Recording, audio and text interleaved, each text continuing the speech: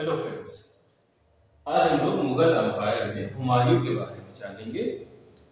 हुमायूं बाबर के 4 पुत्रों में से सबसे बड़ा था। इसके जो 3 भाई थे, कामरान, अस्करी और हिंदाल। बाबर की मृत्यु के पहले बाबर ने इसको अपना उत्तराधिकारी बना दिया था और 12 वर्ष की उम्र में इसे बदख्शां का सूबेदार नियुक्त किया। 22 वर्ष की आयु में बाबर की मृत्यु के बाद इसका राज्याभिषेक हुआ। हुमायूं ने अपने तीनों भाइयों में प्रांत को बांट दिया। ये उसकी बाद में सबसे बड़ी भूल साबित होती है। बाबर के समय में पानीपत के युद्ध जीतने के बाद उसने काफी धन लुटाया और काफी खुले हृदय से दान करता था, जिस वजह से राजकोष पूरी तरह से खाली हो गया था। उसकी समस्याओं में जो प्रारंभिक समस्याएं थी, उसमें एक सबसे बड़ी समस्या ये थी कि जो राणा सांगा का पुत्र रतन सिंह था, उसने मुगलों को भारत से निकालने की कसम खा रखी थी। हालांकि इसके बाद उसने कई सारे सैन्य अभियान किए। उन सैन्य अभियानों में 1531 में उसने कलिंजर दुर्ग के ऊपर कब्जा किया, जहां पर प्रताप रुद्रदेव हुआ करते थे, इनको पराजित किया। 1532 में इसने दोहरिया का युद्ध किया, जिसमें महमूद लोधी को उसने पराजित किया। 1532 में चुनार के किले पर घेरा डाला।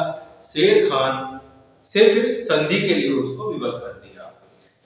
इसके बाद 1535 और 36 में गुजरात के शासक बहादुर शाह के साथ उसका संघर्ष हुआ।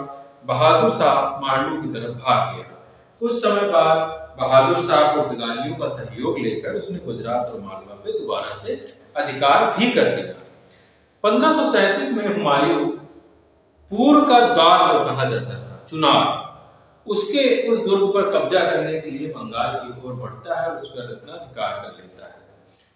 तो 1539 में वो चौसा का युद्ध करता है, जो कि शेर खां की व हुमायूं के बीच में ये युद्ध होता है, जिसमें हुमायूं पराजित हो जाता है और शेर खां इस समय पर शेर शाह की उपाधि धारण करता है और शेर शाह आगरा और दिल्ली के ऊपर अपना अधिकार जमा लेता है।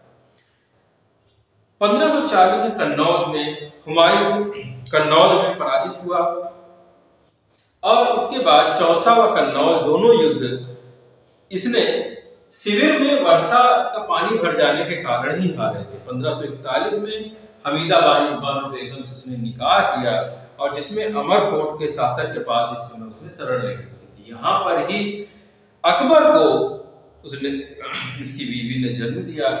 1545 में ईरान की सहायता से उसने कंधार और काबुल के ऊपर अपना अधिकार जमा लिया। 1553 में शेर शाह का उत्तराधिकारी, जो कि इस्लाम शाह था, उसकी मृत्यु के बाद हुमायूं अपने राज्य को वापस प्राप्त करने का इसे अवसर मिला। 1554 में पेशावर और 1555 में लाहौर पर इसने कब्जा कर लिया।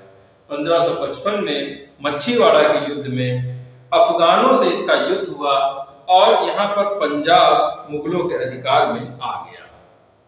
1555 में सरहिंद का युद्ध होता है, जिसका नेतृत्व बैरम खान करता है और सिकंदर शाह सूर को युद्ध में हारना पड़ता है और यहाँ पर अफगानों की दूसरी पराजय होती है। बैरम खान वही व्यक्ति है जो कि अकबर के शुरुआत के समय में जो राज्य को संभाला करता था। हुमायूं 1555 में दोबारा दिल्ली के तख्त पर बैठने का इसको सौभाग्य प्राप्त होता है और ये दीन पनाह की पुस्तकालय की सीढ़ियों से 1556 में लड़खड़ा कर गिरने से इसकी मृत्यु हो जाती है।